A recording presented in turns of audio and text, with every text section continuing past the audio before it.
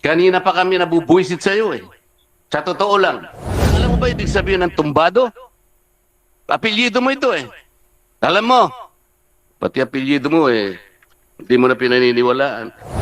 Ano na lamang ang natira sa'yo na pwede namin paniwalaan, Mr. Tumbado?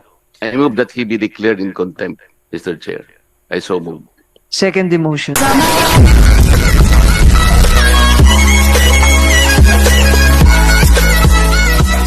Declaration mo na may corruption sa LTFRB na nagkakaroon ng bayaran ng bawat prangkisang ina-approve, 5 million pesos. Pinawi mo kaagad John sa loob ng 2 araw. Maliwanag naman ito. Pagkatapos ng pagbawi mo na press conference, gumawa ka pa ng affidavit of recantation. Ito nga ang nandito sa aming harapan niyo. Sabi mo rito, after a careful reflection and deliberation, blah, blah, blah, ay binabawi mo ang pinagsasabi mo. Hindi ka ba tinakot para gumawa ka ng pagbawi? Hindi po, Honor. Your Honor. Ito'y mahirap pa sa ganitong klaseng pagdinig, Mr. Chair. Alam mo, papalit-palit ka ng sagot. Ngayon, kasasabi mo na naman, hindi ka tinakot. Pero dito sa sinumpang salaysay na binigay mo sa NBI, ang sabi mo, nababahala na po ako sa aking kaligtasan at ng aking pamilya. I-reconcile mo nga itong dalawang ito. Ayaw naming sayangin ang pagdinig na ito, Mr. Tumbado. Kung ang sagot mo'y paganyan-ganyan lang. Wala kaming panahon para sa'yo. Sabi mo hindi ka tinakot. Ngayon, kasasabi mo lang, sa NBI, sinabi mo nababahala ka na sa kaligtasan mo sa iyong pamilya. Ano na naman ang totoo rito? Your Honor, kaya po ako nag-recant dahil po mismo si Chairman Guadis tumawag po sa akin. Teka muna, ito muna ang sabi mo hindi ka tinakot. Hindi po. Wala po. Ngayon nababahala ka sa kaligtasan mo at sa kaligtasan ng pamilya mo. Yes, Paano mo Your kayo mapapamniwala ngayon na nagsasabi ka na ng totoo? Kanina pa kami nabubuisit sa iyo eh. Sa totoo lang. Sinayang mo ang oras ng bawat isang pumunta rito. Huwag na yun sa akin. Itong mga kasama ko rito, nakita mo yung mga bis nila, nakita mo si Congressman Lee, nakabarong, Congressman Busfitas, kanina pang alas 6 ng umaga ito. Naplatan pa. Babayaran mo ba lahat ng damages na ginawa mo sa umaga ito? Ito, tinatanong kita. Kasi kailangan nating malaman kung kailan ka nagsasabi ng totoo at kung kahit kailan magsasabi ka pa ng totoo. Alam mo ba yung kasaysayan ng The Boy That Cried Wolf? Alam mo ba yun? Hindi po, Honor. Your Honor. Hindi ka nag-school? O hindi ka nakinig sa teacher mo nung na hindi mo alam ang literature? Ito high school lang ito eh. Hindi po nabanggit. Alam mo yung The Boy Who Cried Wolf? Kung bakit yun eh napatala sa kasaysayan ng literature? Alam mo? Alam mo o hindi? Hindi po. No, kaya pala eh. Kaya ka ganyan eh. Yung taong yon, binibiro niya kahit na isang bagay na dapat pagtiwalaan ng kanyang kapwa. Nagpapasaklolo. Sa tuwing hihingi siya ng saklolo, dumarating ang mga tao. Nung pangalawang darating talaga, yung bagay na maglalagay sa kanya sa panganib, at totoo na yung paghingi niya ng saklolo, wala na nagtiwalang tao sa kanya.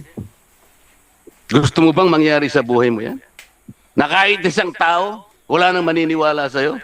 Kanina lang dito, pinresent yung mga text messages ni Congressman Gutierrez. Gusto ko, Mr. Chair, bago ko makalimutan, let us do a forensic investigation on those text messages. Kasi doon, nakalatag. Merong humihingi ng may magbibigay ng 3,000 pesos per unit, 27 units ng Grab na ipapasok sa LTFRB. 810,000 pesos. Ngayon sinasabi mo, ano ba sasabi mo ron? Hindi totoo na naman yon. Sinabi mo, splice na. Ang dali mong magsinungaling. Ito yung problema natin ngayon. Alam mo kung nasa korte ka, hindi ka paniniwalaan. Alam mo ba yung recantation maski sa korte? Ayan, may abogado ka. Hindi binibigyan ng halaga ng korte ang mga ganitong klaseng, mga walang kakwenta-kwentang mga salaysay. Pagka-recantation. Alam mo kung bakit? Ang korte kasi naniniwala na yung unang bugso ng damdamin mo na gumawa ka ng pahayag, yun ang mas pinaniniwala. Kamukha kanina. Tinanong ka ni Congressman Acharon. Ano itong mga immediate problems na sinasabi mo kahit na nag-recant ka, pero ito tinitindigan mo. Ayaw man lang sabihin. Meron ka bang listahan ng mga taong nagpunta sa'yo na nagkakaroon ng problema at sinisingil sila ng pera bago approve ng LTFRB? Yun ang pinagsisikip ng dibdib mo eh. Meron ka ba listahan ng mga taong yon na binigyan mo ng halaga, nagagalit ka dahil bawat approval ng prangkisa ay humihingi sila ng pera sa LTFRB? Nasaan ang mga pangalan ng mga tao na yon? Binigay mo ba sa komite? Hindi po, Your Honor. Kaya mo bang ibigay sa komite yung mga pangalan ng tao na araw-araw ay pumupunta sa iyo, pinagsisikip ng dibdib mo, nagagalit ka, kaya ka nga nagkaroon ng pagdideklara sa publiko? Yes, Your Honor. Ibibigay mo yung mga pangalan ng mga taong yon Yes, Your Honor. para sa ganun magkaroon ng hustisya kung Yes, totoo o Your hindi. Honor. Yes, Your Honor. Oh, paano ngayon kung sasabihin nila, hindi po totoo ang sinasabi ni Tumbado? Ano mangyayari sa buhay mo? Ito yung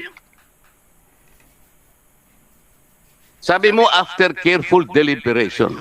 Ito pakinggan mo. Sa aming pag-uusap, ibig mo sabihin kay Chairman Guadis,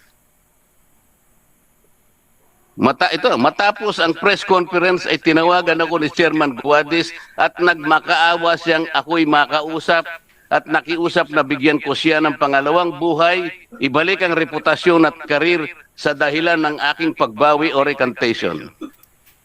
Sa aming pag-uusap ay nailabas namin ang isa't isa ang matinding sama ng loob. Ito yung dahilan kaya ka nag-recant.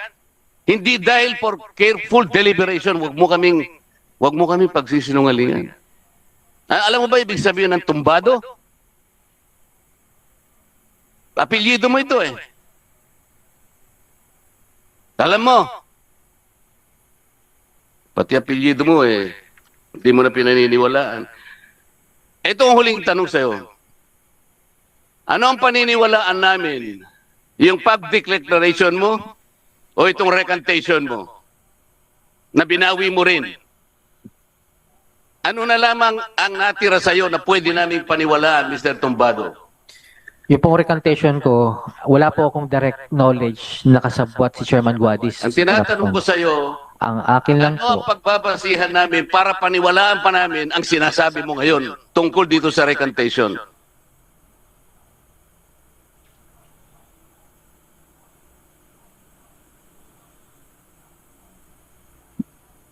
wala po kasi akong ebidensya, direct evidences na magpapatunay na mapipinpoint po si Chairman Guadis sa allegations na po. Wala akong tinatanong sa iyo tungkol kay Chairman Guadis.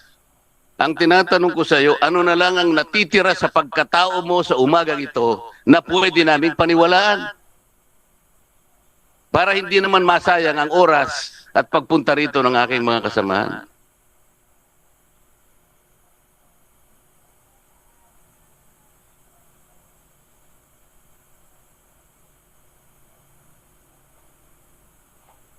Ako po ay humihingi po ng panmanhin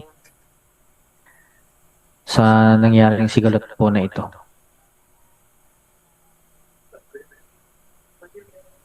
Meron po pa sa